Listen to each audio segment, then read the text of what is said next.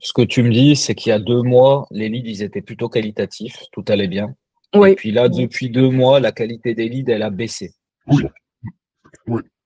Au niveau du suivi des conversions, aujourd'hui, c'est quoi qui est paramétré? Tout court. Tout court, oui, oui, il n'y a pas de suivi conversion offline. Mais peut-être que c'est à mettre en place, mais dans ce cas-là, il faut abonnement Zapier, c'est ça, il me semble.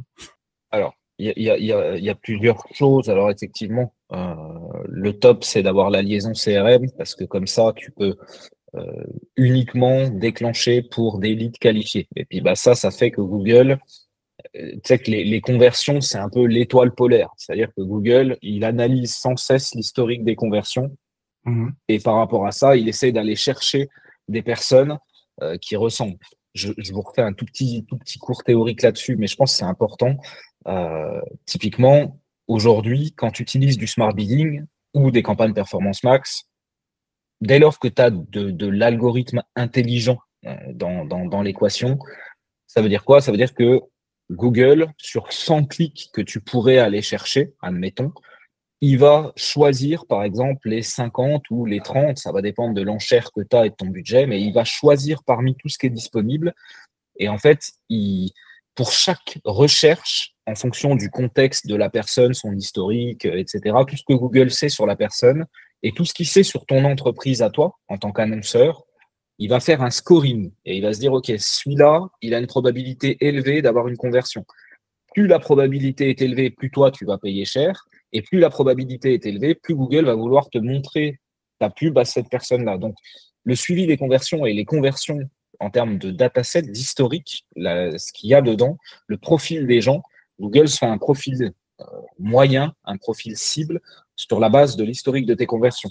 À noter que si tu lui as donné des listes de clients, il tient ça en compte aussi. C'est comme s'il prenait le dataset liste de clients et conversion et qu'il te faisait un profil cible et que ça lui permet d'évaluer la probabilité de conversion pour chacune des recherches. Donc, quand tu es sur du smart bidding, Google fait une sélection. Tu n'es pas éligible pour aller sur tous les clics. Par contre, il choisit pour toi et il choisit en théorie ceux qui ont la plus grande probabilité de convertir. Donc, le signal de conversion, évidemment, est capital. Maintenant, pour te répondre, il y a plusieurs choses. Il y a plusieurs choses. La première, c'est améliorer ton signal de conversion. Le top, bien sûr, c'est d'avoir la liaison avec le CRM. On l'a dit. Maintenant, si c'est pas possible, il y a quand même d'autres choses qui sont possibles. Quelque chose que tu pourrais faire, par exemple, ce serait au niveau de ton formulaire. J'ai vu que quelqu'un, j'ai pas encore Il y été a regarder le Redouane, détail dans le chat. Voilà. Ce que tu pourrais faire, il y a plusieurs choses, mais un truc qui pourrait marcher, c'est d'avoir une case à choix multiples, votre budget, par exemple. Et tu vois, tu pourrais avoir un truc qui serait.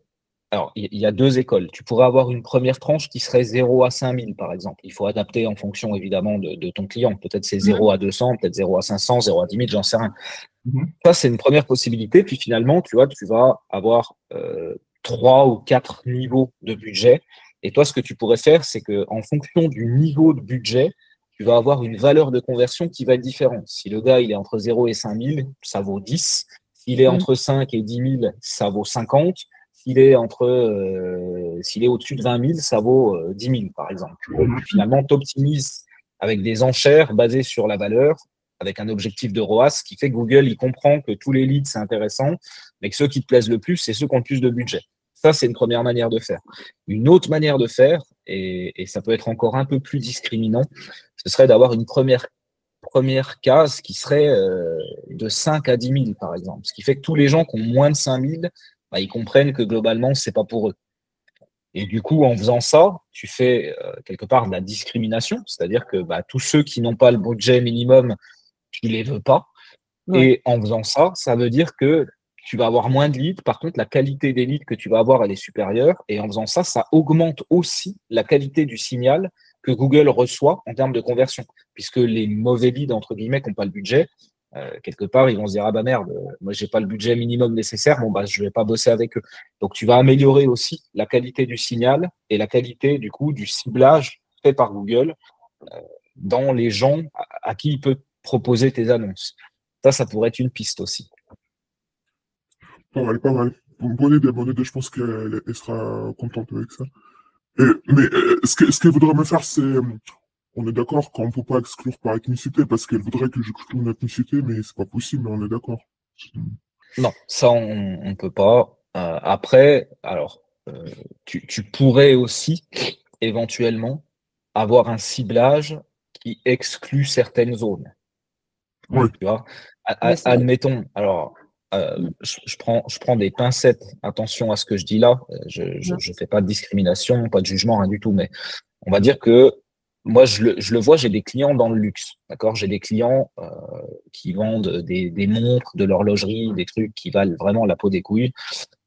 Avec ces clients-là, par exemple, admettons qu'on cible le Lyon ou Paris, on va pas forcément cibler toute la ville. Par contre, on va être très sélectif sur les quartiers. Tu vois, tu vas aller cibler, par exemple, Paris 16e. Paris 16e, tu sais qu'il y a du pognon là-bas. Donc, tu vas là-bas. Tu vas aller à Neuilly-sur-Seine. Tu vois, tu vas faire en sorte de cibler ouais, des et ça- départements, des départements, des villes ou des codes postaux où tu sais qu'il y a du pognon. oui, Tu bah, vas, par contre, encore une fois, sans jugement vraiment, mais oui, c'est ça. ça- en Seine-Saint-Denis, tu sais que le niveau de revenu moyen va être très inférieur à ce qu'il peut y ouais, avoir, par exemple, à Neuilly-sur-Seine ou à Paris 16e. Donc, selon le profil de clientèle que tu vas vouloir pour ton client, tu ne vas pas forcément aller cibler la Seine-Saint-Denis. Ça ne veut pas dire qu'en Seine-Saint-Denis, il n'y a pas des gens qui peuvent s'acheter des produits de luxe. Il y en a forcément, il y en a probablement. Mais je ouais, dirais que la part de ces gens-là par rapport à la population globale de la zone, elle va être beaucoup plus faible que si tu vas cibler Paris 16e. Et donc, tu peux avoir aussi cette notion de te dire, bon, bah, je vais aller cibler des zones où je sais que le revenu moyen par habitant, il est très élevé.